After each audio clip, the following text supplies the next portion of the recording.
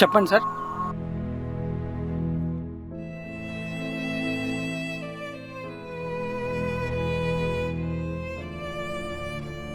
మా మదర్ని జాయిన్ చేయడానికి వచ్చాను. ఫెసిలిటీస్ అన్నీ ఇక్కడ బాగుంటాయా? ఫెసిలిటీస్ బాగుంటాయి సార్. అమౌంట్ ఎంత అవుతుంది? 30,000 పర్ మంత్ అవుతుంది సార్. సరే, అమౌంట్ ఎంతైనా కానీ మా మదర్ని మంచిగా చూసుకోవాలి.